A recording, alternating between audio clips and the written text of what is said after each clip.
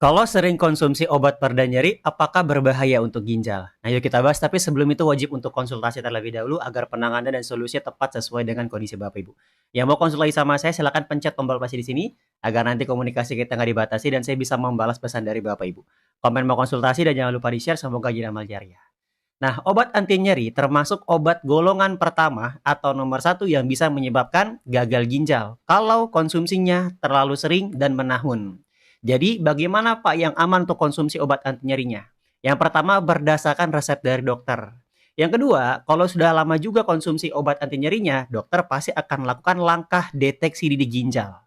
Oke. Dan yang ketiga, ya, kalau menahun konsumsi obat anti nyerinya.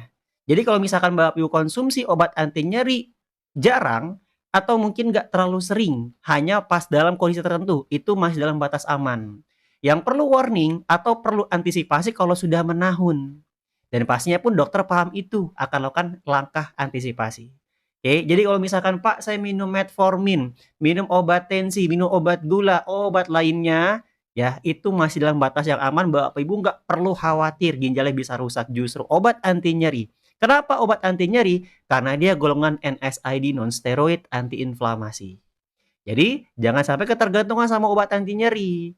Nah, langkah yang harus Bapak Ibu lakukan supaya nggak ketergantungan dengan obat anti nyeri, yang pertama, tangani terlebih dahulu penyebabnya.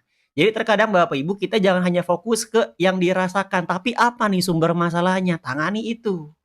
Jadi kalau misalkan Bapak Ibu, "Pak, saya sudah minum obat tensi, kok nggak turun ya tensinya?" Coba yuk atur pola makannya terlebih dahulu. Nah, apakah karena faktor pola makan atau mungkin faktor pola pikir, faktor stres ini juga menjadi pengaruh. Jadi kalau misalkan Bapak Ibu sudah mengandalkan obat kok masih belum juga teratasi, atur gaya hidupnya. Ini langkah yang harus Bapak Ibu lakukan.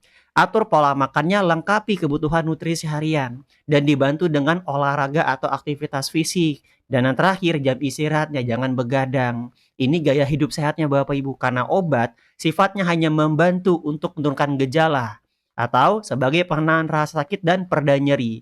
Yang menyembuhkan adalah gaya hidup Bapak Ibu, pola makannya, nutrisi yang dilengkapi, dan juga pasti pola pikirnya.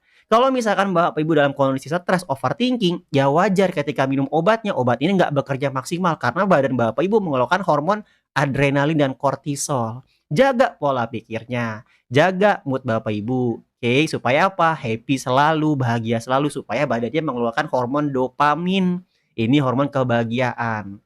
Pola makannya lengkapi kebutuhan nutrisi karena kualitas makanan sekarang sudah sangat jauh berkurang, dari kualitas sayurnya juga sama, kualitas dari buah itu juga menjadi pengaruh. Kenapa sudah mengatur pola makan kok nggak ada perkembangan? Bukannya sehat, tapi hanya sekedar mencukupi kebutuhan rasa perut Bapak Ibu supaya kenyang. Nah, ini nggak cukup Bapak Ibu, tapi coba cek kandungan nutrisinya bagaimana.